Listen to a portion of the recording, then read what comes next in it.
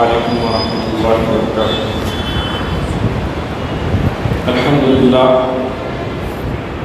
الحمدللہ نحمدہ ونستعینہ ونستغفرہ ونؤمن بہ ونتوکل علیہ ونعوذ باللہ من شرور انفسنا ومن سیئات اعمالنا من يهده الله فلا مضل له ومن يضلل فلا هادي له ونشهد أن لا إله إلا الله وحده لا شريك له له الملك وله الحمد وهو على كل شيء قدير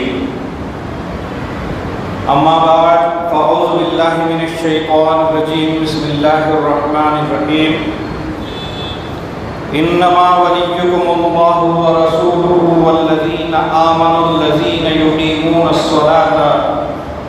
يقيمون الصلاة ويؤتون الزكاة وهم راكعون ومن يتول الله ورسوله والذين آمنوا فإن حزب الله هم الغالبون صدق الله العظيم وصدق رسوله النبي الكريم نحن على ذلك من الشاهدين والشاكرين۔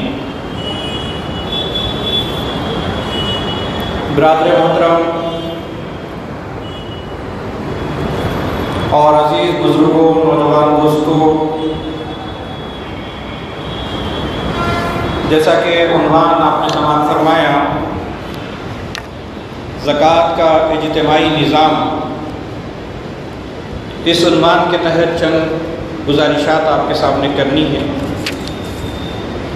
سب سے پہلے تو میں اللہ تعالیٰ سے اس بات کی دعا و درخواست کرتا ہوں کہ اللہ تعالیٰ مجھے اس عنوان کے تحت وہ باتیں آپ کے سامنے آئیں جس سے اجتماعی نظام زکوٰۃ واضح ہو سکے۔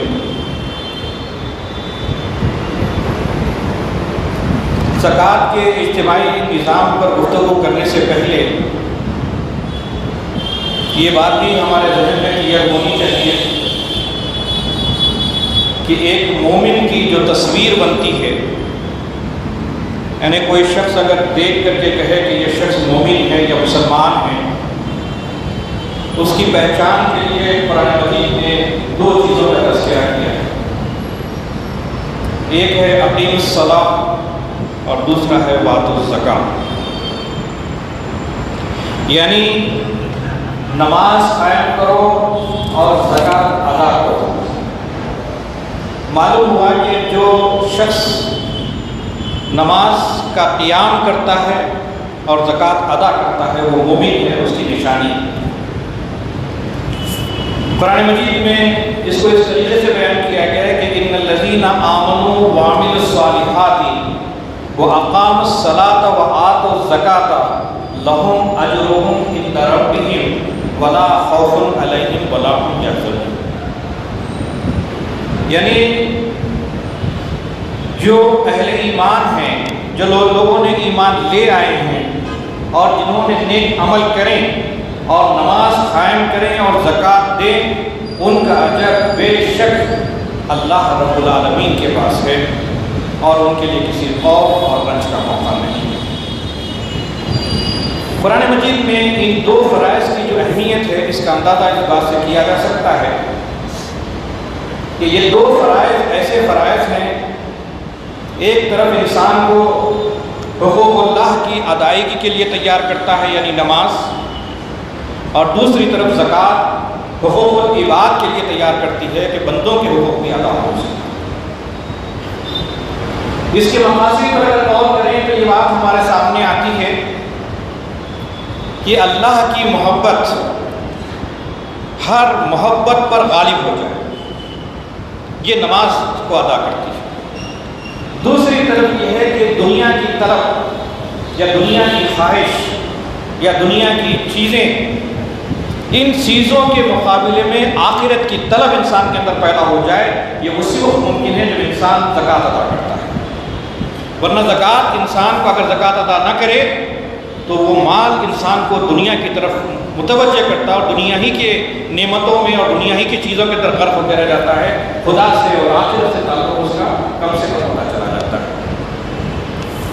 نماز انسان کو آخرت کی یاد دلاتی ہے، تو دوسری طرف زکوٰۃ انسان کو اس زمین پر اس کی محبت میں غرق ہونے سے بچاتی ہے، اس کی محبت اس کے اندر سے نکال کر کے آخرت کی محبت پیدا کرتی ہے۔ زکوٰۃ کا ایک اہم ترین مقصد یہ بھی ہے جو ہم عام طور پر ہمارے ذہن میں نہیں ہوتا، کہ ہم سمجھتے ہیں کہ ہم نے زکوٰۃ ادا کر دی، حساب کتاب کیا اور ہم نے دے دیا تو مال کام ختم ہو گیا۔ لیکن غور کیا جائے تو اصل مسئلہ یہ نہیں ہے کہ آپ نے کتنی زکوٰۃ نکالی، کتنا تقسیم کیا، کیسے تقسیم کیا، یہ سب سیکنڈری ہے۔ اصل چیز اس کے اندر یہ ہے کہ اس کا جو مقصد ہے کہ میں زکوٰۃ نکال رہا ہوں تو کیا دنیا کی حرص اس کی وجہ سے میری کچھ کم ہو رہی ہے، یا دنیا کی حرص میں میرا اضافہ ہو رہا ہے؟ تو اصل مقصود یہ ہے کہ زکوٰۃ کے ذریعے سے انسان کی جو دنیا کی جو حرص ہے اس سے آپ کی بات نہیں۔ پھر اس کے ساتھ یہ کہ نیکی اور تقویٰ کے کاموں میں وہ آگے بڑھے۔ ایسا نہیں کہ زکوٰۃ ادا کر دیا اس کے بعد دنیا کے جس کام میں چاہے آپ کرتے پھریں اور سمجھ رہے کہ میری زکوٰۃ ادا ہو گئی، نہیں۔ زکوٰۃ کا اصل مقصد یہ ہے کہ آدمی نیکی، تقویٰ، خدا سے قربت، اللہ سے تعلق، اس کی طرف آگے بڑھے۔ یہ بنیادی مقاصد میں سے ہے۔ اگر یہ مقصد نہیں ہے تو صرف ایک زکوٰۃ ایک رسم ہو جائے گی۔ اسی لیے اللہ تبارک و تعالیٰ نے قرآن مجید میں فرمایا کہ وَسَيُجَنَّبُهَا الْأَتْقَى الَّذِي يُؤْتِي مَالَهُ يَتَزَكَّى، اس شخص کو جہنم سے دور رکھا جائے گا وہ نہایت پرہیزگار جو پاکیزہ ہونے کی خاطر اپنا مال دیتا ہے۔ یعنی مال اس لیے نہیں کہ میرے پاس زکوٰۃ ہے نکلی اور زکوٰۃ میں نے دیا، نہیں، میں چاہتا ہوں کہ میرا دل پاک ہو، میرا ذہن پاک ہو، میرے خیالات پاک ہوں، میری سوچ پاک ہو، میری چیزیں جو اللہ تعالیٰ نے مجھے نعمت عطا کی ہے اس میں دنیا کی آلائشوں کی وجہ سے جو متاثر ہوا ہے اس سے میں پاکی حاصل کروں۔ یہ بہت بنیادی مقصد ہے۔ پھر اللہ تبارک و تعالیٰ نے نبی اکرم حضرت محمد مصطفیٰ صلی اللہ علیہ وسلم کو مخاطب کرتے فرمایا خذ من اموالہم، اے نبی صلی اللہ علیہ وسلم مسلمانوں سے زکوٰۃ وصول کرو۔ اور ایک ہوتا ہے کہ مانگنا، ایک ہوتا ہے وصول کرنا، دونوں کے اندر بڑا فرق ہے۔ آپ دیے تو بھی ٹھیک، نہیں دیے تو بھی ٹھیک، ایسا نہیں ہے، دینا لازم ہے۔ اس سے یہ بات نہیں کرتے خذ من اموالہم، اے نبی صلی اللہ علیہ وسلم آپ وصول کیجئے ان کے ذریعے سے۔ پھر کیا کہیے؟ وَتُطَہِّرْهُمْ، ان کو پاک کیجئے۔ معلوم یہ ہوا کہ زکوٰۃ کا وصول کرنا پاکی کا ذریعہ ہے۔ اگر انسان کا دل، خیالات اگر پاک نہ ہوئے تو پھر وہ زکوٰۃ نہیں ہے۔ وَتُزَكِّيهِمْ، پھر فرمایا کہ اس کے ذریعے سے ان کی نیکی کی راہ میں ان کی جو ہے نوک پلک سنواری جائے۔ وَصَلِّ عَلَيْهِمْ، کہ ان کے لیے جو ہے دعائے خیر بھی کے لیے۔ پھر آگے چل کے یہ بات بھی آتی ہے کہ حدیث میں نبی کریم صلی اللہ علیہ وسلم نے ارشاد فرمایا، جس کا مفہوم یہ ہے کہ دنیا کی محبت ایسی چیز ہے جو ہر برائی کی جڑ ہے۔ یعنی دنیا میں سب جتنی برائیاں آپ دیکھ رہے ہیں اس برائی کے پیچھے اگر کوئی دیکھیں گے تو وہ دنیا کی محبت ہے۔ زکوٰۃ کیا کرتی ہے؟ اس محبت سے انسان کو باہر نکالتی ہے۔ اور اللہ کے رسول صلی اللہ علیہ وسلم نے یہ بات بھی ارشاد فرمائی، جس کا مفہوم یہ ہے میری امت کا فتنہ مال ہے۔ اس کو اس حیثیت سے دیکھا جائے کہ صحابہ اکرام جس وقت بہت غریب تھے، بہت پریشان تھے، ایک وقت کا دن بھر میں کھانا میسر نہیں تھا، دو دن کے فاقے ہوتے تھے، اس زمانے میں بڑے خوشحال تھے۔ لیکن جس زمانے میں ان کی دولت کی انبار آئی، ان کی زندگی کی آخری دور میں وہ زاروں خطار ہوتے تھے۔ یہ بڑا فتنہ ہے، نہیں معلوم یہ مال کن کن چیزوں کے اندر ہم کو ملوث کر کے اللہ سے، اس کے رسول سے ہم کو دور کر دے گا، اللہ کے دین کے کاموں سے ہم کو دور کر دے گا۔ تو معلوم یہ ہوا کہ یہ چیز ایسی ہے جو انسان کو دنیا کی طرف کھینچ کے لے کے جاتی ہے۔ اسی لیے زکوٰۃ کا جو لفظ استعمال کیا گیا ہے اس پر اگر آپ غور کریں گے تو اس کا معنی آتے ہیں پاکیزگی، نمو، ترقی۔ اس کے اندر یہ بھی ہے کہ آپ کی دل کا تزکیہ، طہارت، آپ کے خیالات کی یہ ہر دن پروان چڑھے، پلے پھولے۔ ایسا نہیں کہ پچھلے سال میں زکوٰۃ دیا تو میرے تقویٰ کا جو لیول تھا آج بھی وہی نہ ہو، بلکہ پچھلے سال سے اس سال کے تقویٰ میں میرا اضافہ ہو، اللہ سے طرف رجوع اللہ میری طرف بڑھ سکے۔ یہ بہت بنیادی چیز ہے۔ پھر اس کے اندر یہ ہے کہ اپنی کمائی کا ایک حصہ ضرورت مند کو نکال کر کے دینا، یہ ذرا مشکل طریقہ۔ آپ اگر یہ دیکھیں کہ جس کے پاس 5,000 6,000 10,000 کی زکوٰۃ نہیں کرتے ان کے لیے بہت مشکل ہے. جن کے پاس 2 لاکھ 3 لاکھ 10 لاکھ کی زکوٰۃ نکلتی ہے وہ اس کا آدمی ہل جاتا ہے کہ اپنے کاروبار میں سے اتنے پیسے اچانک نکال کر کے دینا یہ اتنی آسان بات نہیں ہے. پھر یہ بات پہ غور کیجیے کہ یہ زکوٰۃ دینے کے لیے خالص نیت اللہ کی ہو، اس کے سوا کوئی اور نہ ہو. ارے بھائی وہ صاحب کیا کریں گے، وہ ادارہ کیا کہے گا، ان کو نہ دیا تو کیا ہوگا، ان کو نہ دیا گیا، یہ سب چیزوں سے اوپر اٹھیے. ڈیسائیڈ کیجئے کہ اے اللہ یہ مال اللہ نے تو میرے جیب میں ڈالا، یہ جن کا حق ہے ان تک پہنچ جائے، میں صرف تیری رضا و خوشنودی کے لیے میں دیتا ہوں، اس کے سوا کوئی اور. یہ نیت کی جو ہے پاکی بڑی اہم چیز ہے. اور پھر اس کے ساتھ یہ کہ اپنے زکوٰۃ دے دینے کے بعد آدمی بے فکر نہ ہو جائے بلکہ اللہ تعالیٰ سے بار بار دعا کرتے رہے کہ اللہ اس کے نتیجے میں جو کبھی آنے والے جو فتنے ہیں جو اس زکوٰۃ کو ضائع کر دیتے ہیں اس سے میرے کو محفوظ رکھ. اس کی دعا اللہ تعالیٰ سے کرنی چاہیے. اسی لیے اللہ تبارک و تعالیٰ نے یہ بات بتائی کہ وما تنفقوا الا ابتغاء وجہ اللہ، اس لیے کہ جو تم مال خرچ کرتے ہو اللہ کی رضا حاصل کرنے کے لیے، اس کے سوا کوئی اور نہیں ہونا چاہیے. پھر یہ بات بھی ذہن میں رکھنی چاہیے کہ جو زکوٰۃ ہم دے رہے ہیں، آج دنیا کے اندر زکوٰۃ دینے والوں کو اگر کیٹیگرائز کیا جائے تو ایک جس کے پاس بھی مال ہے وہ سمجھ رہا ہے کہ صاحب نصاب ہے تو وہ زکوٰۃ دے رہا. لیکن زکوٰۃ ایک حیثیت سے انسان کو اس بات کی طرف متوجہ کرتی ہے کہ اللہ کی راہ میں اللہ کی طرف سے عائد کردہ فرض میں ادا کر رہا ہوں. کہیں میں حرام طریقے سے تو مال نہیں کمایا، حرام و حلال جیسے تیسے میں نے مال حاصل کر لیا اور وہ اللہ کی راہ میں دے رہا ہوں، اللہ کو منظور نہیں. اللہ تعالیٰ صاحب کہتے ہیں کہ یا ایھا الذین آمنوا انفقوا من طیبات ما کسبتم، کہ اے لوگوں جو ایمان لائے ہو پاک کمائی خرچ کرو. اس لیے کہ اللہ کے رسول صلی اللہ علیہ وسلم نے فرمایا جس کا مفہوم ہے لوگوں اللہ پاک ہے، پاک مال ہی قبول کرتا ہے. یعنی آپ کسی کی زمین ہڑپ کر کے، کسی کا نقصان کر کے، کسی کے ساتھ کچھ کر کے، کسی کو دھوکہ دے کر کے، آپ نے کسی سے قرض لیا، قرض ادا نہیں کیا، یہ سب کر کے آپ کے پاس اچھا خاصا مال جمع ہو گیا اور اس میں سے آپ زکوٰۃ دے کر کے آپ سمجھ رہے پاک ہو رہے ہیں، آپ پاک نہیں ہو سکتے. یہ زکوٰۃ ایک اس حیثیت سے بھی انسان کو اٹھاتا ہے کہ اس کی معیشت کو ایک بار پلٹ کر کے دیکھے. ٹھیک ہے اب تک کہ اگر کچھ ایسی غلطیاں ہوئی تو آج توبہ کیجیے، توبہ کر کے زکوٰۃ نکالیے کہ اللہ جو کچھ ابھی ہوا آئندہ میں لوگ سے کچھ دینا کروں گا. اور وہ حقدار اگر آپ کو معلوم ہو کہ جن کے پیسے آپ کے پاس ہیں پہلے اس کو ادا کر دیجیے، کس کا قرض ہے تو قرض ادا کر دیجیے. کوئی پریشانی حال ہے کہ مطلب کسی کو آپ نے تکلیف دی ہے، کسی کا مال آپ نے غضب کیا، وہ پہلے ادا کیجیے، اس کے بعد زکوٰۃ دیجیے. عام طور پر یہ ہمارے برادران وطن میں خاص طور پر جو مارواڑی وغیرہ اس طرح کے جو لوگ ہوتے ہیں ان لوگوں کے بارے میں بات آتی ہے کہ خاص طور پر دیوالی کے موقع پر یہ لوگ دھن جمع کرتے ہیں، پیسہ جمع کرتے ہیں. ان کا طریقہ کار یہ ہوتا ہے کہ ایک ہفتہ پہلے یا 15 دن پہلے سے لوگوں کو پیمنٹ دینا چھوڑ دیتے، روک دیتے. میں پوچھا کیوں ہے، کیا بات ہے؟ تو انہوں نے کہا کہ جتنا زیادہ دھن ہمارے پاس رہے گا اس کی جب ہم پوجا کریں گے تو آئندہ سال اتنا زیادہ دھن بنے گا. میں نے کہا کہ آج سے جو کچھ پیمنٹ مجھے آپ کو دینا ہے میں بھی روک دیتا ہوں. تو انہوں نے کہا کہ ایسا نہیں ہو سکتا، ہم لوگوں سے مال لیتے تو ہیں لیکن دیتے نہیں. اب اس کا مطلب یہ ہے کہ آپ دوسروں کے مال تو دوسروں کا پیسہ تو آپ لیں گے لیکن اپنا پیسہ نہیں دے کر کے آپ نے پیسے کو بڑھا کر کے دے رہے ہیں. اس کے مقابلے میں اسلام یہ سسٹم دیتا ہے کہ جس کے قرضے ہیں، جس کے چیزیں ہیں وہ سب پہلے تم ادا کرو، اس کے بعد اگر تم صاحب مال بچتے ہو تو جب تم پر زکوٰۃ کرو ہوتی ہے. ایسے فرق نہیں ہوتی. لوگوں کا مال رکھ کر کے زکوٰۃ کیسے دے رہے ہیں؟ اس پر سنجیدگی سے غور کرنا چاہیے.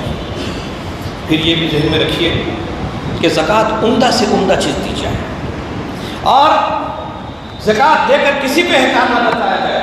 ارے بھائی آج وہ لوگ کہاں تھے؟ میری وجہ سے. یہ صاحب کہاں تھے؟ میری وجہ سے. فلاں ادارہ کیسا تھا؟ میری وجہ سے. ختم، آپ کی زکوٰۃ کو دی جائے. کسی کی دل آزاری نہ ہو، عزت نفس کو ٹھیس نہ پہنچے. یہاں تک کہ وہ حدیث یاد کیجئے، تفصیلات میں نہیں جاؤں گا، کہ اللہ کے رسول صلی اللہ علیہ وسلم 3 لوگوں کے خلاف قیامت کے دن اللہ تعالیٰ مقدمہ قائم کرے گا. اس میں ایک ہوگا جو قرآن کا عالم قاری، اور دوسرا ہوگا مالدار، اور تیسرا ہوگا شہید. ان سے پوچھا جائے گا کہ تم نے میری نعمتوں کو پا کر تم نے کیا کیا؟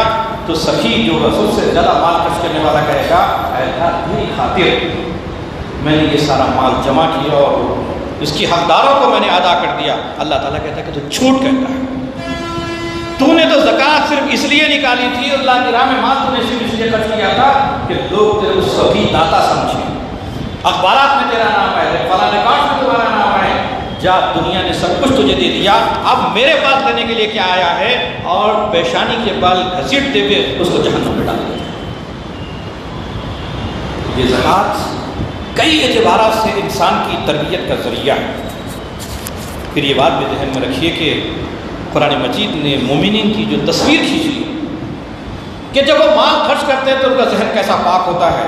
وَيُطْعِمُونَ الطَّعَامَ عَلَىٰ حُبِّهِ مِسْكِينًا وَيَتِيمًا وَأَسِيرًا إِنَّمَا نُطْعِمُكُمْ لِوَجْهِ اللَّهِ لَا نُرِيدُ مِنكُمْ جَزَاءً وَلَا شُكُورًا۔ اور اللہ کی محبت میں مسکین اور یتیم اور قیدی کو کھانا کھلاتے ہیں، ہم تمہیں صرف اللہ کی خاطر کھلاتے ہیں، اس کے سوا کوئی اور غرض نہیں ہوتی، اور اس کے بدلے میں ہم کچھ بدلہ نہیں چاہتے، تمہارا شکریہ نہیں چاہتے۔ یعنی یہ امید بھی نہ رکھے کہ جس کو آپ نے زکوٰۃ دی وہ صاحب آپ کا شکریہ ادا کرے، یہ بھی نہ سوچے۔ یہ ہے اصل پاکی کا جو تصور دیتا ہے۔ زکوٰۃ کا ایک دوسرا اہم ترین مقصد ہے، وہ یہ ہے کہ غربا کی کفالت۔ ہمارے یہاں زکوٰۃ جو کوئی بھی ادا کی جاتی ہے اس کی دلیل میں یہ ہے کہ غریب ہمیشہ غریب رہے، امیر امیر رہے۔ پچھلے اگر ہم 50 سال کی تاریخ اٹھا کر کے دیکھ لیں، 50-60 سال سے جو ہم لوگ زکوٰۃ دے رہے ہیں، ہر شخص کے پاس ایک لسٹ ہے کہ وہ صاحب ان کے والد صاحب بنائے تھے، ان کے دادا بنائے تھے، وہ لسٹ ابھی تک کنٹینیو ہوتی جا رہی ہے، اس میں کوئی چینجز نہیں ہے، اس لیے کہ کچھ زکوٰۃ دینے والے پرماننٹ ہیں، کچھ زکوٰۃ دینے والے پرماننٹ ہیں۔ جبکہ انسانی سماج میں ایسا کبھی نہیں ہو سکتا کہ آج ایک آدمی زکوٰۃ دینے والا ہے، کل زکوٰۃ لینے کی پوزیشن میں آ سکتا ہے، اور ایک آدمی آج زکوٰۃ دے رہا ہے تو زکوٰۃ دینے کی پوزیشن میں آ سکتا ہے۔ تو اس کا مطلب یہ ہے کہ غریبوں کی کفالت یوں ہی نہ کی جائے، بلکہ ہر دن ہر وقت اس کو چیک کیا جائے کہ پچھلے سال ایک آدمی کہاں کھڑا تھا، آج کہاں کھڑا ہوا ہے۔ اگر اس کے اندر اضافہ ہو گیا تو دینے کی ضرورت نہیں۔ کل وہ بچہ تھا، کمانے کے قابل نہیں تھا، دیے تھے آپ، آج وہ کمانے کے قابل ہوگا، مت دیجیے اس کو، اب زکوٰۃ روکیے وہاں کم سے کم۔ تو زکوٰۃ کا ایک اہم ترین پہلو یہ بھی ہے کہ غریبوں کی کفالت میں خصوصی توجہ دی جائے۔ اللہ تعالیٰ نے قرآن مجید میں فرمایا کَإِ لَا يَكُونَ دُولَةً بَيْنَ الْأَغْنِيَاءِ مِنكُمْ، کہ تمہاری مالداروں کی دولت مالداروں کے درمیان گھومتی نہ رہے، بلکہ چھن چھن کے غریبوں کی طرف پہنچے۔ دنیا کا جو اس وقت جو اکنامیکل سسٹم ہے، وہ سسٹم یہ کرتا ہے کہ امیر غریبوں کا مال چھن چھن کر کے امیری کی طرف جاتا ہے۔ نتیجہ یہ ہے کہ امیروں کے چھوٹے چھوٹے آئلینڈز بنتے جا رہے ہیں اور غریبوں کے سمندر بنتے چلے جا رہے ہیں۔ اسلام یہ کرتا ہے کہ زکوٰۃ کے ذریعے سے کہ جو غریب ہیں، غریبوں کے جو سمندر ہے وہ آئلینڈز میں تبدیل ہو جائے، اور اس کے مقابلے میں پورا ایک خوشحال معاشرہ تیار ہوتا چلا جائے۔ تو ایک بڑی تبدیلی اصل میں ریکوائرمنٹ ہے اس کی، میں آگے اس کی تفصیل آپ کے سامنے رکھوں گا۔ پھر یہ بات بھی ذہن میں رکھیے کہ اللہ تعالیٰ کی راہ میں آپ اگر مال نکالتے ہیں، زکوٰۃ نکالتے ہیں، تو کوئی بڑا احسان نہیں کرتے، اس لیے کہ انسان ہمیشہ سے انسان کو یہ خیال رہا کہ جو مال میرے پاس ہے اس بارے میں میرا اطمینان یہ ہے کہ میں نے اپنی محنت، اپنی قابلیت، اپنی تعلیم، اپنے ہنر کے نتیجے میں یہ سب کچھ میں نے کمایا۔ اللہ تعالیٰ کہتے کیسا ہے؟ یہ اللہ کا فضل ہے، جسے چاہے گے۔ ہم نے کتنے ایسے لوگوں کو دیکھا جس کو لکھنا نہیں آتا، پڑھنا نہیں آتا، کوئی ٹیلنٹ نہیں ہے، دولت کی انبار ان کے پاس پڑی ہوئی ہے۔ دوسری طرف انتہائی ذہین قسم کے لوگ ہیں، بڑے بڑے ٹیلنٹ رکھتے ہیں، ان کے پاس دولت نہیں۔ یہ اللہ کا فضل ہے۔ اس لیے یہ بات ذہن میں رکھیے کہ والذین فی اموالہم حق للسائل والمحروم، کہ تمہارے مالوں میں مانگنے والوں کا حق اللہ تعالیٰ نے رکھا ہے۔ معلوم یہ ہوا کہ یہ ایک اعزاز ہے اللہ تعالیٰ نے مومن کو دیا ہے کہ اللہ تعالیٰ نے کسی غریب کا پیسہ تمہارے جیب میں ڈال دیا اور تمہارے ذریعے سے دے کر کے تمہاری پاکی کا ذریعہ بنا رہا ہے۔ یہ اللہ کا احسان ہے۔ اگر اللہ تعالیٰ میرا انتخاب نہ کرتا کسی اور کا انتخاب کرتا تھا، مجھے اس پر اللہ کا شکر ادا کرنا چاہیے۔ اب دیکھیے کہ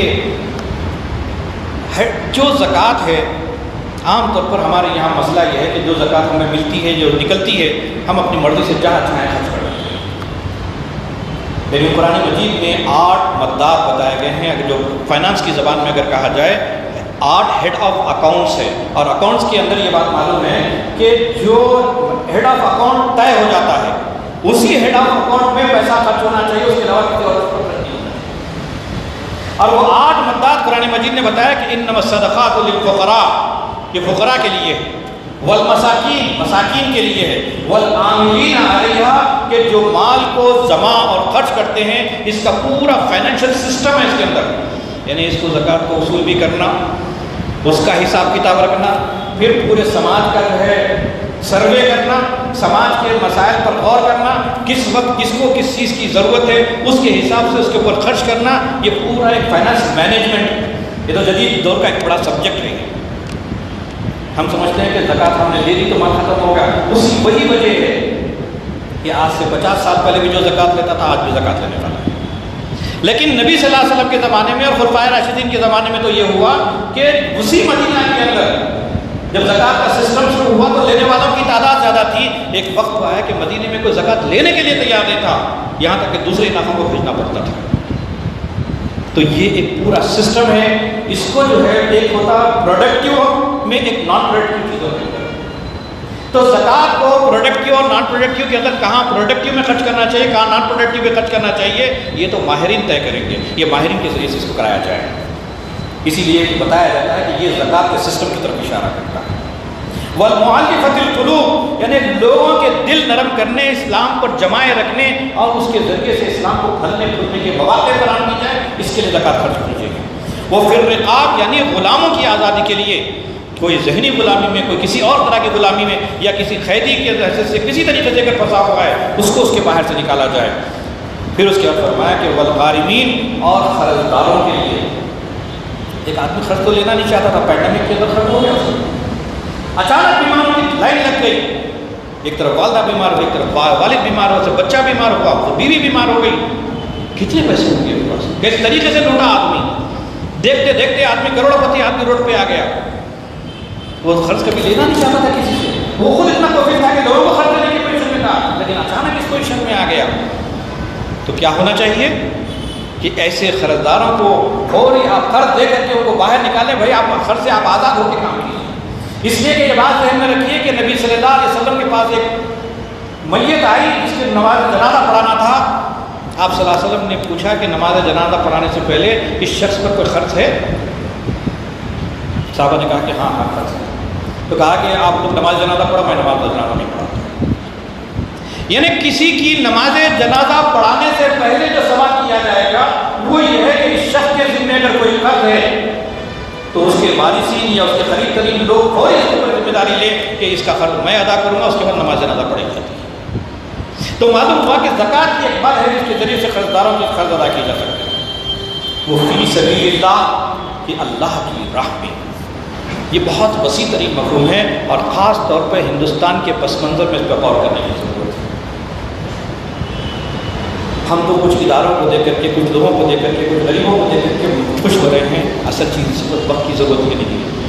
وقت کی اہم ترین ضرورت یہ ہے کہ اس وقت معاشرے کے اندر ارتداد کی لہر بڑھنے کے امکانات بڑھ رہے ہیں۔ جس طرح سے ٹارچر کیا جائے گا، جس طریقے سے مصیبتیں پریشانی آئیں گی، آدمی ایمان کو چھوڑنے کے لیے آ جائے گا، تو ان کے ایمانوں کی حفاظت کیسے کی جائے؟ تو ان کی تعلیم، ان کی تربیت، ان کے ایمان کو مضبوط کرنے، ان کو ایک اچھے سسٹم میں جوڑے رکھنے اور ان کو اسلام پر قائم رہنے کے لیے مستقل تربیت کا نظام، تزکیے کا نظام، اسلامی معاشرے کی اصلاح، یہ سارے بڑے کام ہیں جو اس وقت پابندی کے ساتھ کرنے چاہیے۔ زکوٰۃ کا ایک بڑا مد اس کے اندر استعمال ہونا چاہیے۔ پھر اس کے بعد ذہن میں رکھیے کہ وہ فی سبیل اللہ مسافروں کے لیے۔ ہم تو کہتے ہیں کہ مسافر، اس زمانے میں شاید آدمی کو کھانے پینے نہیں ملتا تھا، آج تو ہر جگہ ملتا ہے۔ میں آپ کو بتاتا ہوں کہ مسافر کی جو اہمیت ہے اس کا اندازہ بھی بات کر سکتے ہیں کہ ایک آدمی اپنے گھر میں دولت مند ہونے کے باوجود بھی جب سفر پہ رہتا ہے تو کھانے پینے کی کس طرح کی دشواریوں سے گزرتا ہے۔ حالانکہ ہمارے پاس ایک کمیونٹی ہے چھوٹی سی، بھورا کمیونٹی جسے کہتے ہیں، ان لوگوں نے تو اپنے جماعت خانے میں یہ طے کر دیا ہے کہ ان کا کوئی بھی آدمی پورے ملک کے اندر انٹرنیشنل لیول پہ بھی اگر جائے تو تو ان کے جماعت خانے میں اگر وہ ٹھہرنا چاہے تو 3 دن تک رہنا کھانا فری۔ کیا مسلمان یہ کام نہیں کر سکتے؟ زکوٰۃ کا پیسہ ہے مسلمانوں کے پاس، یہ پیسہ اس کے اندر استعمال ہونا چاہیے۔ اور ایک آدمی کچھ بزنس کے لیے ادھر ادھر جاتا ہے، 1-2 دن ٹھہرتا ہے، لاکھوں روپے خرچہ ہو جاتے ہیں اس کے اخراجات کو بچایا جا سکتا ہے، اس کی وجہ سے اس کی طاقت بڑھتی ہے، تو مسافروں کو نوازی پر اس کو خرچ کیا جا سکتا ہے۔ پھر اس کے بعد یہ بات بھی ذہن میں رکھیے کہ عام طور پر یہ بات کہی جاتی ہے کہ ہم زکوٰۃ کا نظام کیوں قائم کریں، کیسے قائم کریں، جبکہ اسلامی حکومت ہوتی تو یہ حکومت کی ذمہ داری تھی۔ اب تو اسلامی حکومت تو ہے نہیں، لیکن ہم جانتے ہیں کہ اس ملک میں اسلامی نظام نہ ہونے کے باوجود بھی ہم نے اقیم الصلاۃ کا فرض ادا کیا ہے۔ ہم نے نماز کے لیے مسجدیں بنائی، امام کو مقرر کیا، مؤذن کو مقرر کیا، اس کی انتظامی کمیٹی کو مقرر کیا، اور پورے لوگ مل کر کے پورے نماز کے سسٹم کو نافذ کرنے کی پوری جد و جہد کی اور کوشش کی۔ اسلامی حکومت تو نہیں کی۔ جب اقیم الصلاۃ ہو سکتا ہے تو اقیم زکوٰۃ کیوں نہیں ہو سکتا، زکوٰۃ کا قیام کیوں نہیں ہو سکتا؟ اس کے لیے بھی باضابطہ پروگرام ہونا چاہیے، اس کے لیے پلاننگ ہونی چاہیے، اور اس پر پورا سروے ہونا چاہیے۔ ہر مسجد کے اطراف میں رہنے والوں کا سروے ہونا چاہیے۔ اس کی وجہ اصل میں یہ ہے کہ عام طور پر آپ لوگوں کو معلوم ہے کہ زکوٰۃ کے رمضان سے پہلے، کیونکہ لوگ زیادہ زکوٰۃ رمضان میں نکالتے ہیں، حالانکہ کوئی ضروری نہیں کبھی نکل سکتی ہے، لیکن دور دور علاقوں سے لوگ حیدرآباد منتقل ہوتے ہیں صرف زکوٰۃ وصول کرنے کے لیے۔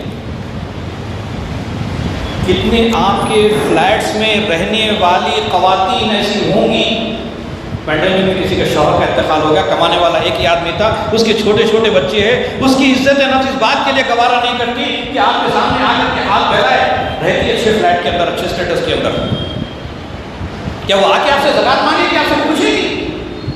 اگر آپ کے پاس اجتماعی نظام ہوگا، زکوٰۃ ہوگا، تو آپ ایسے لوگوں کو سروے کریں گے اور ان تک آپ پہنچائیں گے، گھر لے آ کے پہنچائیں گے آپ۔ یہ بھی پریشان ہونے کی ضرورت نہیں۔ اسلام جو ہے زکوٰۃ ایک سوشل انشورنس ہے اس کا، کہ دنیا کے اندر ہر آدمی قسم کا ایک انشورنس کرواتا ہے، اسلامی انشورنس اصل میں تو زکوٰۃ ہے۔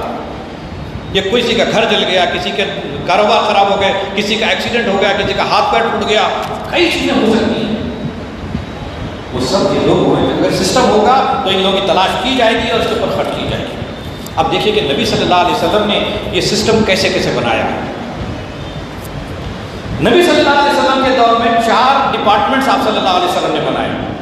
ایک ڈپارٹمنٹ آپ نے بنایا عمال صدقات، یعنی عاملین صدقات، یعنی وہ پورا ایک ڈپارٹمنٹ تھا جو فائنانس کو پورا مینٹین کرتا تھا، اس کے لیے نبی صلی اللہ علیہ وسلم نے ڈپارٹمنٹ قائم کیا۔ دوسرا ڈپارٹمنٹ آپ نے قائم کیا کہ کاتبین زکوٰۃ، زکوٰۃ کو لکھنے پڑھنے والوں کا جو ایک سسٹم آپ نے قائم کیا۔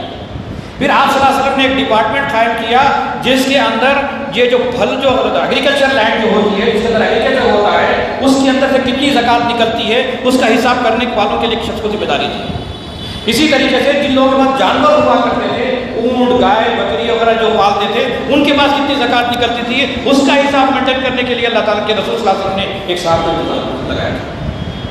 یعنی اس طریقے سے موجودہ سماج کے جو مختلف قسم کے سسٹمز ہیں، ان میں سے ہمیں اس طرح کے شعبے کو بنانے پڑیں گے۔ یہ وہ نبی صلی اللہ علیہ وسلم کی سنت مبارکہ ہے۔ یہ بات بھی یہاں پر ذہن میں رکھیے کہ جس طریقے سے انکم ٹیکس آپ اپنی مرضی سے میرے پاس اتنی انکم نکل رہی ہے یہ ایسا نہیں ہے، آپ کو گورنمنٹ کو شو کرنا پڑتا ہے کہ واقعتاً آپ کہاں کہاں سے کس کس طریقے سے آپ نے کمایا اور کتنا آپ کا انکم ٹیکس نکلتا ہے، گورنمنٹ طے کرے گی کہ آپ کے پاس کتنا نکلتا ہے۔ اسی طریقے سے زکوٰۃ کے سلسلے میں بھی آپ میں حساب کر کے جو زکوٰۃ دیتے ہیں صحیح نہیں۔ اگر سسٹم ہوگا، اجتماعیت ہوگی، تو وہ اجتماعیت کی یہ ذمہ داری ہوگی کہ وہ ایک ایک امیر آدمی کے پاس جائے گا اور اس سے اس کا حساب کرے گا اور اس سے کہے گا کتنی زکوٰۃ آپ کی نکلتی وہ نکالیں گے۔ ورنہ ہوگا کیا، کسی کے پاس اگر 4 لاکھ روپے زکوٰۃ نہیں کر رہی، وہ صاحب 2 لاکھ روپے خرچہ کریں خوش ہے، تو سمجھ رہے کہ میں نے اپنا ادا کر۔ اس حیثیت سے دیکھا جائے تو بڑی زکوٰۃ ہے جو ابھی نکالی نہیں رہی ہے، یہ بات کو کرنے کی ضرورت ہے۔ اور نبی صلی اللہ علیہ وسلم نے اس کا پریکٹیکل نمونہ میں آپ کو بتاتا ہوں کہ نبی صلی اللہ علیہ وسلم نے حضرت عمر رضی اللہ عنہ کو اطراف مدینہ کے جو قبائل تھے ان کے اوپر آپ کو ذمہ داری دی گئی تھی کہ آپ جا کے ان کے پاس سے زکوٰۃ وصول کر کے لائیں۔ حضرت عمر فاروق رضی اللہ عنہ آج ہمارے میں سے کسی مسلمان سے کہے کہ آپ زکوٰۃ، میں پیسے نہیں مانگتا میں کسی کے پاس، اپنی ذات کے لیے پیسہ مانگنے سے تو منع ہے، لیکن اسلامی جمعیت کو قائم کرنے کے لیے پیسہ مانگنا یہ شرم کی بات نہیں، اعزاز کا مقام ہے۔ عمر فاروق رضی اللہ عنہ جو خلیفہ ثانی ہیں، ان کو اتنی بڑی ذمہ داری دی گئی تھی۔ پھر حضرت عبد الرحمن بن عوف رضی اللہ عنہ کو بنو کلب کے جو قبیلہ تھا اس کے اوپر آپ کو ذمہ داری دی گئی۔ حضرت عمر بن العاص رضی اللہ عنہ کو قبیلہ فزا کی ذمہ داری دی گئی تھی۔ حضرت عدی بن حاتم رضی اللہ عنہ کو قبیلہ طے اور اسد کی ذمہ داری دی گئی تھی۔ حضرت ابو عبیدہ بن جراح رضی اللہ عنہ کو بزی، منیزہ اور کنانہ کے لوگوں کے اوپر جو ہے ذمہ داری دی گئی تھی۔ آپ پوچھیں گے کہ یہ الگ الگ لوگوں کو الگ الگ قبیلے کی ذمہ داری کیوں بنائے گئے؟ ٹھیک ہے، آپ کے علاقے میں جتنے قبیلے ہیں وصول کر دو، نہیں، اس میں بھی حکمت ہے۔ نبی صلی اللہ علیہ وسلم کی سب سے بڑی حکمت یہ تھی کہ بزنس مین کی ذہنیت کو سمجھنے والا چاہیے، ایک الگ جو ہے جانوروں کو پالنے والے کی ذہنیت کو سمجھنے والے کی ضرورت ہے، جو ہے ایگریکلچر لینڈ کا جو ذہن رکھنے والا ہے اس کی ضرورت الگ ہے، اور اس کے حسابات کتابت ہر آدمی نہیں کر سکتا۔ مثال کے طور پر اگر آپ جو ہے کسی ہاسپٹل کے یا اس طرح کی چیزوں کے اندر حساب کرنے والے ہیں، جو انجینئرنگ کی چیزوں کے اندر حساب کتاب کرنا آپ کے لیے مشکل ہوتا ہے۔ تو اسی طریقے سے نبی صلی اللہ علیہ وسلم نے جن صحابہ کو جو ذمہ داری دی ہے اس قبیلے کے مزاج کے مطابق آپ نے عطا کیا، تاکہ جانوروں سے کا حساب لینے کا طریقہ ان کو معلوم ہے کیسے لیا جائے، اور آدمی کہاں کا غلطیاں کر سکتا ہے اس کو پتہ ہوتا ہے۔ تو ایک طریقے سے نبی صلی اللہ علیہ وسلم نے خود اجتماعی زکوٰۃ کا سسٹم بنا کے دکھایا۔ اچھا، اب یہاں ایک اہم چیز آپ غور کیجئے کہ زکوٰۃ دینے کے سلسلے میں تو یہ بات دی گئی تھی کہ عمدہ سے عمدہ چیز چھانٹ کر کے دی جائے، لیکن جب اموال کو، جب عاملین زکوٰۃ کو جب بھیجا جاتا تھا زکوٰۃ وصول کرنے کے لیے، ان کو ہدایت دی جاتی تھی کہ عمدہ سے عمدہ چیزیں اٹھانے کی کوشش مت کرو، جو کچھ وہ دے رہے وہ دے دو۔ انسانی نفسیات ہے۔ مجھے یہ موبائل بہت پسند ہے اور یہ ہاتھ میں سے مجھے چھینا جائے تو مجھے تکلیف ہوتی ہے۔ میرے تو اللہ تعالیٰ یہ کہتا ہے کہ تم اپنے دل سے یہ چیز اٹھا کر کے دے دو، لیکن لینے والے سے کہا گیا کہ وہ جو دے رہا وہ دے۔ کتنی حکمت ہے اسلام کے اندر۔ پھر اس کے بعد یہ بات بھی آپ غور کیجئے کہ اللہ کے رسول صلی اللہ علیہ وسلم نے اس بات کی بھی کوشش کی کہ زکوٰۃ یہ نہ کہے کہ آپ لا کے ہمیں مجھے دیجیے، بلکہ اپنے اور مال کو یہ ذمہ داری دی گئی تھی کہ آپ جا کے وصول کریں ان کے پاس، ان کے گھر سے جا کر کے لے کے آئیں۔ اس کا مطلب یہ نہیں ہے کہ آپ ہر آدمی جس کے بعد میں زکوٰۃ ہے آپ لوگوں کو بولے بھائی میرے گھر پہ آ کے زکوٰۃ لے کے جاؤ۔ ایک صاحب نے ایسی کیا تھا، ایک مرتبہ پچھلے 10 سال پرانی بات ہے، ایک فون کیا، تقریباً 20 کلومیٹر کا فاصلہ تھا، اور میں نے یہاں سے ایک آدمی کو بھیجایا، وہاں جانے کا 500 روپے زکوٰۃ لے کے بھیجایا۔ یہ تو مذاق ہے، یہ بھی نہیں تو اتنا آدمی تو اس وقت کامن سینس ہونا چاہیے۔ پھر یہ بات ذہن میں رکھیے کہ نبی صلی اللہ علیہ وسلم نے خود حضرت زبیر بن العوام رضی اللہ عنہ کو منسٹری آف فائنانس کی ذمہ داری دی گئی تھی۔ یعنی نبی صلی اللہ علیہ وسلم کے زمانے میں یہ چیز ہوئی ہے، یہ کوئی نئی چیز نہیں ہے۔ منسٹری آف فائنانس وغیرہ جو آج کے لیے ہمارے بہت نئی چیز نظر آتی ہے، نبی صلی اللہ علیہ وسلم اس زمانے میں یہ سب چیزیں کر کے دکھائے۔ حضرت عبداللہ بن مسعود رضی اللہ عنہ فرماتے ہیں تمہیں نماز قائم کرنے اور زکوٰۃ ادا کرنے کا حکم دیا گیا ہے، جو زکوٰۃ ادا نہیں کرتا اس کی نماز نہیں ہوتی۔ یہ کون کہہ رہے ہیں؟ عبداللہ بن مسعود رضی اللہ عنہ۔ حضرت ابو بکر صدیق رضی اللہ عنہ کہہ رہے ہیں کہ جو نماز اور زکوٰۃ میں فرق کرے اس کے خلاف میں اعلان جنگ کرتا ہوں۔ یعنی جس طریقے سے آدمی نماز کا انکار کرے تو کفر ہو جاتا، لیکن کوئی زکوٰۃ دینے سے بھی انکار کر دے، یا زکوٰۃ دینے سے مطلب یہ ہے کہ پوری زکوٰۃ دینے کی بات نہیں ہے۔ یہاں تک کہ روایات میں جو بات ملتی ہے، عمر ابو بکر صدیق نے کہا کہ وہ نبی صلی اللہ علیہ وسلم کے زمانے میں اونٹ باندھنے کی ایک رسی دیتا تھا، اگر وہ دینے سے انکار کرے تب بھی میں زکوٰۃ اس کے خلاف جنگ کرتا۔ تو معلوم یہ ہوا کہ یہ چیز ایسی ہے جو زبردستی وصول کی جانے والی چیز ہے، اسی لیے تو ایک جگہ یہ بات بتائی گئی ہے کہ زکوٰۃ تو بخیلوں پر فرض ہوتی ہے، جو بچا کے رکھتے خرچ نہیں کرتے، اس لیے زبردستی آ کے حکومت کرتے۔ ایک اور اہم ترین پوائنٹ اس وقت جو آتا ہے وہ یہ ہے کہ زکوٰۃ کے سلسلے میں ہمیشہ جب ہم دیتے ہیں تو ہم کو قسم کا تردد رہتا ہے، بھائی زکوٰۃ تو میں دے دیا لیکن اس کا استعمال کیسا ہو رہا ہے میرے کیا معلوم۔ اس کا مطلب یہ نہیں ہے کہ آپ اس کے بارے میں معلومات آپ 100% معلوم کیجیے۔ ایک ایک ادارہ، ایک ایک جماعت، ایک ایک فرد جس کو بھی آپ زکوٰۃ دے رہے ہیں اس کی تمام اس کی لاسٹ ایئر کی بیلنس شیٹ دیکھیے، اس کی حسابات چیک کیجیے، واقعی اس کی آڈٹ ہوتی کہ نہیں ہوتی دیکھیے، وہ ساری چیزیں دیکھ کر کے اس کے ہاتھ میں دیجیے۔ یہ سب چیزیں کرنے کی ضرورت ہے۔ لیکن ایک واقعہ اموی دور کے اندر پیش آیا. حضرت عبداللہ بن عمر رضی اللہ عنہ جو عمر رضی اللہ عنہ کے بیٹے ہیں اس وقت کبائر صحابہ میں سے تھے. ایک شخص نے ان سے پوچھا امیر المومنین یہ عبداللہ بن عمر رضی اللہ تعالیٰ جب خلفائے راشدین کا دور تھا تو بیت المال ایک امانت تھا. وہاں تو ایک آدمی ایک حبہ بھی لینے کے لیے تیار نہیں تھا. لیکن آج اموی دور آ چکا ہے, خلافت جو ہے ملوکیت میں تبدیل ہو چکی ہے. اب تو بیت المال بادشاہوں کی جاگیر بن گئی ہے اور بادشاہ اپنی مرضی سے جو ہے عطروں پر اور کپڑوں پر اپنے بنگلوں پر خرچ کر رہے ہیں. تو کیا ان حالات میں زکوٰۃ میں اکیلے خرچ نہ کر لوں؟ بڑا اہم سوال ہے. اس کا جواب جو ہے حضرت عبداللہ بن عمر رضی اللہ تعالیٰ نے یہ دیا کہ نہیں, وہ کیا کرتے ہیں اس کی ذمہ داری تم پر نہیں ہے, لیکن تم کو زکوٰۃ صرف سسٹم کو ہی دینا چاہیے. اس کا مطلب یہ نہیں ہے کہ لوگ غلطی کر رہے ہیں آپ بھی دیجیے, نہیں, اس کو چیک اینڈ بیلنس کا سسٹم بنائیں. آپ ان لوگوں کو تلاش کر کے دیجیے, یہ اس کی کوشش ہونی چاہیے. اس کے باوجود اگر کوئی غلطی کرتے تو وہ ذمہ دار ہے, آپ ذمہ دار نہیں. پھر اسلامی حکومت کی ذمہ داریوں میں یہ بات بتائی گئی کہ الذین ان مکناہم فی الارض واقاموا الصلاۃ وآتوا الزکاۃ وامروا بالمعروف ونہوا عن المنکر. جب لوگوں کو زمین پر کچھ اقتدار نصیب ہوتا ہے تو وہ نماز قائم کرتے ہیں, زکوٰۃ ادا کرتے ہیں اور لوگوں پر نیکیوں کا حکم دیتے ہیں اور برائیوں سے منع کرتے ہیں, اور سارے معاملات انجام کا اللہ تعالیٰ کی طرف.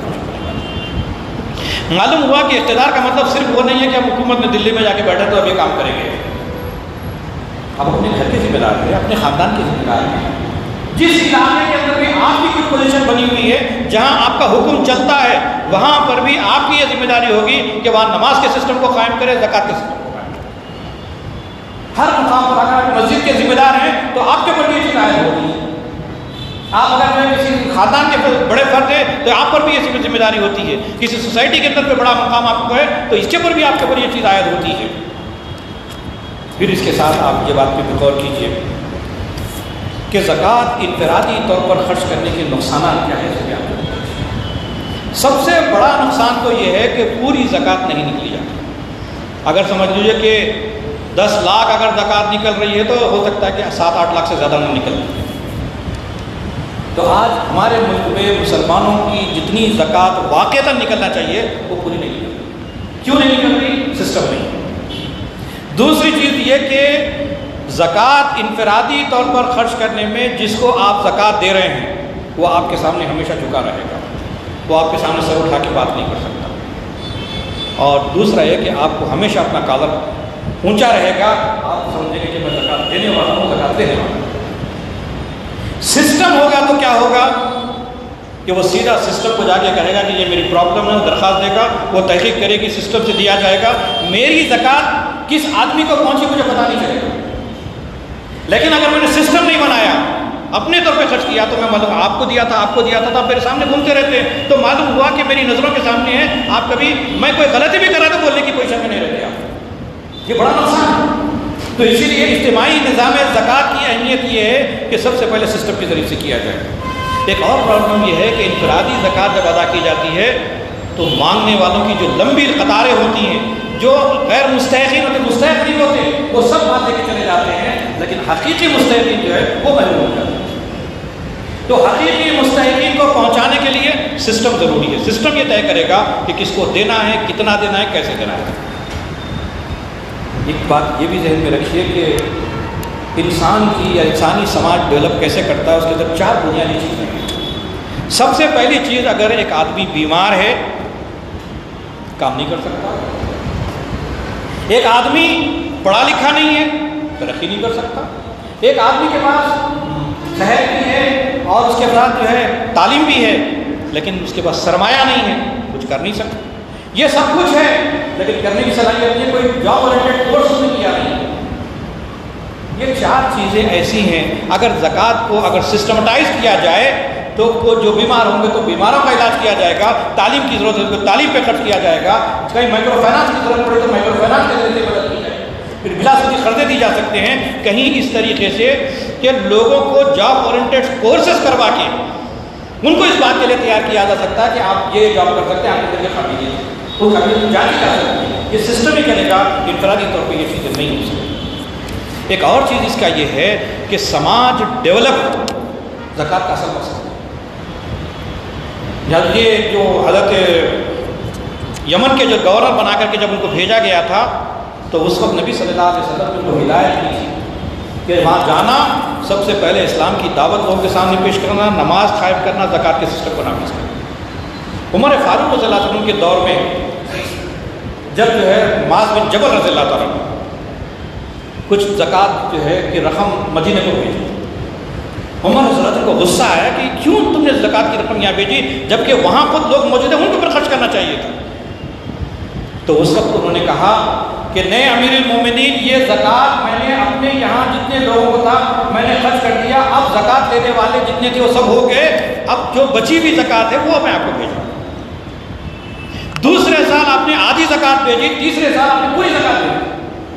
معلوم یہ ہوا کہ آج سماج زکوٰۃ لینے والا ہے تو کل زکوٰۃ دینے کے قابل بن جائے۔ اس لیول پر لے کے جانا یہ اصل میں اسلامی نظام کا، زکوٰۃ کا اجتماعی نظام اس کو بات ہوتا ہے۔ اگر ہمیشہ سماج دباوائے رہے، کچلائے رہے تو زکوٰۃ ادا نہیں ہو رہا۔ اور یہ چیزیں کیسے ہو سکتی ہیں؟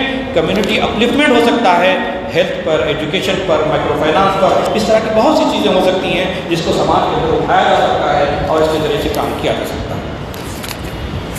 پھر یہ بات بھی ذہن میں رکھیے کہ اللہ تبارک و تعالیٰ نے جو بات کہی ہے وہ یہ ہے کہ اس نظام زکوٰۃ کو قائم کرنے کے سلسلے میں اگر انسان کوشش نہ کرے، یوں سمجھ لیجیے کہ اگر ایک آدمی کے پاس 1 لاکھ روپये ہے، 1 سال ہو گیا، اس کے اوپر آپ نے 2.5% زکوٰۃ تو پیسہ آپ کے پاس جب جمع ہو گیا، آپ اس کو کہیں استعمال نہیں کیا لیکن آپ کو زکوٰۃ لازماً دینا ہے۔ اس طریقے سے اگر آپ نے ہر سال 1 لاکھ روپے میں سے 2.5% 2.5% نکالتے جائیے، 27 سال کے بعد آپ کی جو رقم، جو آپ کا کیپٹل 1 لاکھ روپیز ہے وہ 50,000 ہو جائے گا۔ کیونکہ دنیا میں انکم پہ ٹیکس ہے، یہاں پر بچت پہ ٹیکس ہے۔ آپ پیسہ بچا کے رکھتے ہیں تو اللہ تعالیٰ بولتا ہے کہ زکوٰۃ دو۔ تو زکوٰۃ دینے کے لیے کم سے کم منیمم ریکوائرمنٹ یہ ہے کہ وہ جو 1 لاکھ روپیہ آپ کے پاس ہے، کم سے کم وہ 1 سال کے اندر 2.5% کمائیں، اس کو روٹیشن میں لائیں۔ اگر آپ یہ کرتے ہیں تو پھر آپ کی زکوٰۃ، آپ کا کیپٹل باقی رہتا ہے۔ اور یہ وجہ ہے جس کی وجہ سے اسلامی نظام اگر نہیں بنے گا تو یہ سارے مسائل ہیں۔ ایک اور پرابلم ہمارے پاس ہے، اصل میں زکوٰۃ اگر ہمارے یہاں جتنے لوگ بیٹھے ہوئے ہیں، مردوں کی زکوٰۃ تو بہت کم نکلتی ہے، زیادہ تر تو خواتین کی زکوٰۃ نکلتی ہے۔ 16 تو زیادہ ان کے پاس ہوتا ہے، لیکن پرابلم یہ ہے کہ 16 ان کے پاس شوہر صاحب ادا کرتے چلے جائیں۔ ٹھیک ہے، غلط نہیں ہے، آپ ادا کیجئے، زکوٰۃ تو ادا ہو جائے گی، لیکن کبھی کیا آپ نے ان کے ساتھ بیٹھ کر کے اس پر حساب کتاب کر کے ان کو بتایا کہ اتنا سونا اگر آپ کے پاس ہے اس میں سے اتنا نکال کے دے دیجیے؟ جب وہ اپنے ہاتھ سے نکال کے دے گی تو پتہ چلے گا میرے کان کے اس میں سے کتنا سونا نکل رہا۔ یعنی تزکیہ نفس کا جو ذریعہ ہے ہماری خواتین کا اس وقت تک ممکن نہیں ہے جب تک کہ زکوٰۃ کے نکالنے میں ان کو شامل نہ کیا جائے۔ اگر اسلامی نظام اور سسٹم ہوگا تو یہ کام بھی ہو سکتا ہے کہ جس کی زکوٰۃ ہے وہ دے، تو معلوم ہوگا کہ پیسہ روٹیشن کے اندر آئے گا۔ یہ سب چیزیں ہیں جس کے نتیجے میں اللہ کے رسول صلی اللہ علیہ وسلم کو فرمایا خذ من اموالہم صدقۃ تطہرہم وتزکیہم بہا، کہ نبی صلی اللہ علیہ وسلم زکوٰۃ سے اس سے جو پوائنٹ نکلتا ہے وہ یہ ہے کہ مسلمانوں کا جو بھی ذمہ دار ہوگا اس کی اولین ذمہ داری یہ ہوگی کہ سماج کے اندر اس سسٹم کو نافذ کرنے کے لیے زکوٰۃ کے وصول کرنے، اس کو خرچ کرنے کا پورا سسٹم بنائے۔ میں اللہ تعالیٰ سے دعا کرتا ہوں کہ اللہ تعالیٰ ہم تمام کو زکوٰۃ کے سسٹم کو سمجھنے اور اس پر کما حق عمل کرنے کی توفیق عطا فرمائے۔ رب اغفر وارحم وانت خیر الراحمین برحمتک یا ارحم الراحمین، وآخر دعوانا ان الحمد للہ رب العالمین۔